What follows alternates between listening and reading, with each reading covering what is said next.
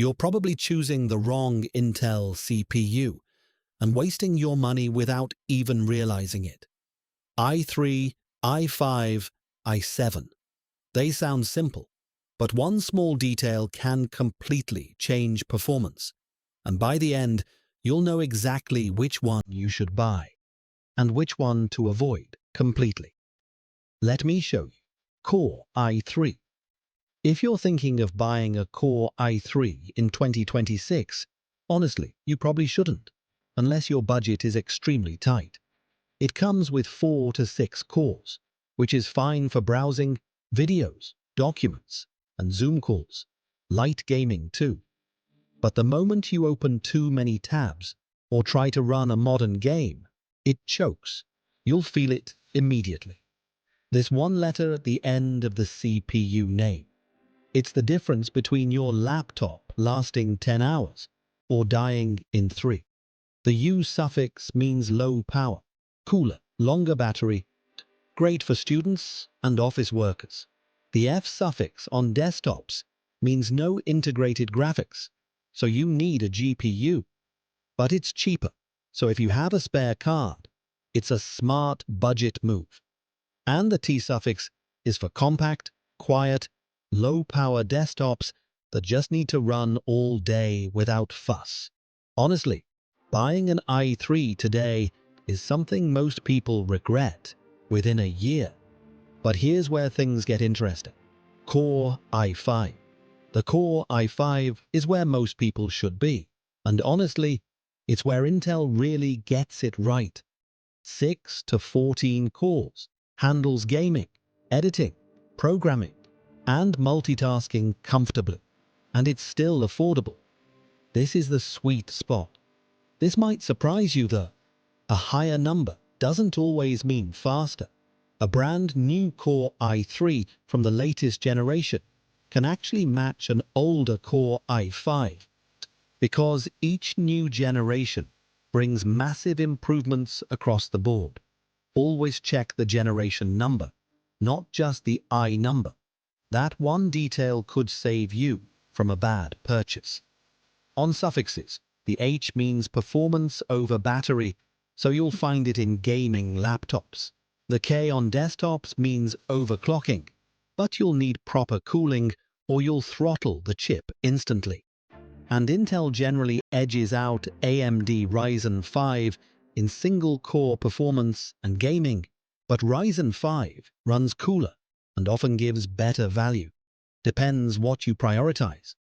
But this is where most people mess up. Core i7.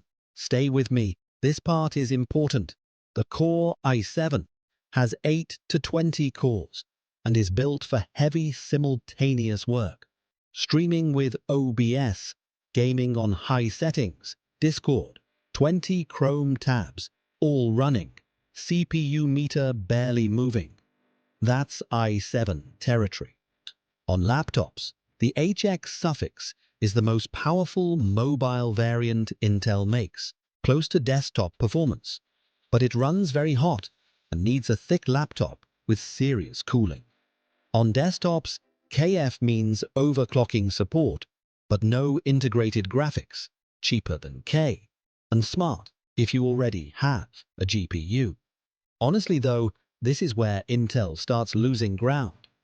At this tier, a lot of people are switching to AMD Ryzen 7.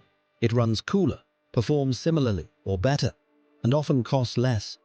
Intel i7 is still capable, but don't assume it's automatically the right call. This is where things get a little controversial. Core i9. The Core i9 is Intel's flagship, 16 to 24 cores, built for studio-level 3D rendering, 4K and 8K video editing, and massive simulations. More cores, higher clock speeds, bigger cache than i7. That's the difference. But in gaming, and this might surprise you, the i9 doesn't always win.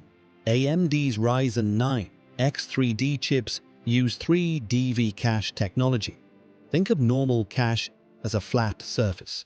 X3D stacks it in layers, multiple floors of cache memory. That extra cache gives games a huge boost without needing more power. And in some games, this difference isn't small. It's massive. We're talking 90 frames per second on the i9 versus 140 frames per second on the Ryzen 9 X3D. Same settings, same GPU. Ryzen wins here, and it often costs less. And honestly, most people don't need a Core i9 at all. Unless you're a professional running brutally heavy software every single day, the i5 or i7 is all you need. Core Ultra is Intel's newest generation, and what makes it different is a built-in NPU, Neural Processing Unit. Instead of your CPU handling AI tasks and burning through power, the NPU takes over. Background blur in video calls, AI generative fill in Photoshop and DaVinci Resolve, Windows AI features, all run more efficiently because of this. You'll find Core Ultra in premium thin laptops, Asus ZenBook, Dell XPS, that tier. Core Ultra 5, 7, and 9 follow the same logic as before, just newer and AI capable. But for most regular users, a standard Core i5 or i7 from the latest generation serves you just as well for less money. But Intel doesn't just make CPUs for you and me. Intel vPro. Unless you work in IT, ignore this. It's made for companies to remotely control and secure office computers, not for normal users.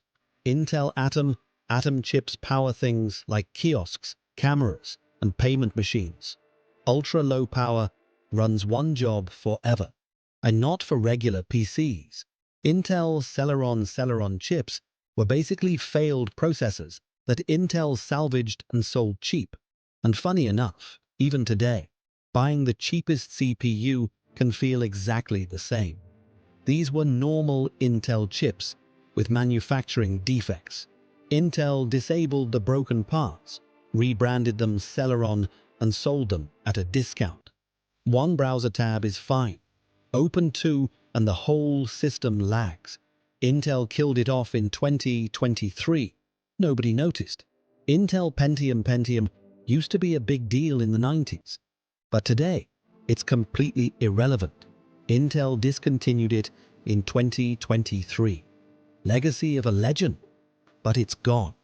Intel Xeon is for servers and workstations, massive workloads, runs 24/7, supports multiple CPUs on a single motherboard, not for personal use.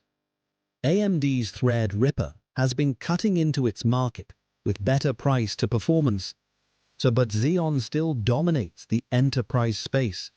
Now you know, i7 isn't always worth it, and i5 is all most people actually need. But Intel is only half the story. AMD does things very differently, and sometimes better.